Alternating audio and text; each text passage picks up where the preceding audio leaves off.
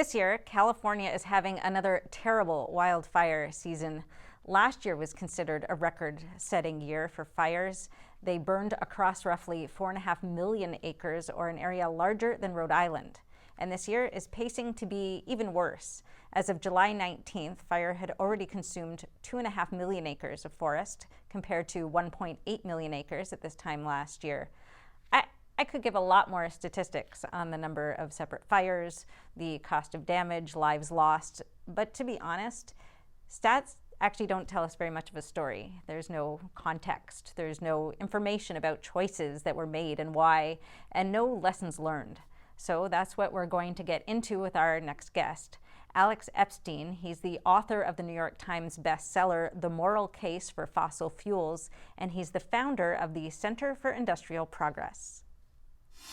So as I was just talking about in the intro, it looks like this year's California's wildfires could be even worse than last year's.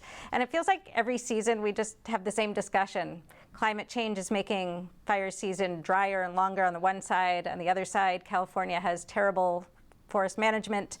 So looking at it from the perspective of someone, maybe yourself, whose house is threatened by fire, maybe this year, maybe next year, I'm guessing the main concern is how to mitigate that, how to do something about it immediately, not so much, the long-term trends of, climate change. So I wanted to get your perspective on all of this, because you have a unique take on climate and energy issues, which is basically putting humans and humanity's ability to flourish, or humans' ability to flourish, in the center of the picture.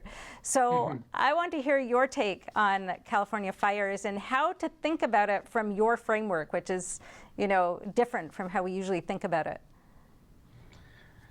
Sure. So obviously, we don't want to be endangered all the time by wildfires. And you mentioned there's this issue of, there's the kind of short-term consideration of, I don't want my house to burn down.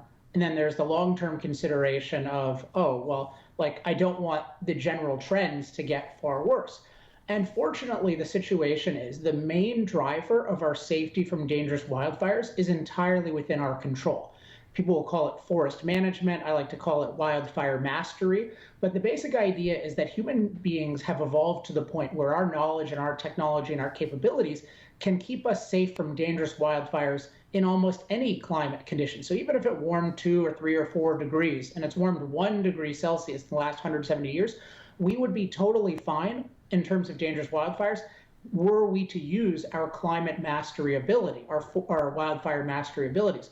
Unfortunately, what's happened is the same movement that's telling us that rising CO2 levels are the biggest threat and we need to get rid of fossil fuels, as well as for some reason nuclear, to address that threat, that same movement is telling us hands off the forest. So they're saying, don't master the forest, just leave the forest alone. And what's happened is, it's very predictable. We've had this massive buildup of fuel load. And when you have a big buildup of fuel load, then it's much more fire prone. And so we just have a ridiculous policy. But I think it should be common sense to anyone that with today's knowledge and technology, you can manage the forest in such a way that you can be very safe from it. You can build barriers, but that's not allowed. You can do logging, but that's not allowed. But you can do controlled burns, but that's not allowed. So it's all about, fortunately, the short term and the long term are the same. As long as we focus on our climate mastery, our wildfire mastery capabilities, we'll be totally fine. And as long as we thwart those capabilities with anti-development type practices and policies, no matter what the climate is, we're going to have big problems.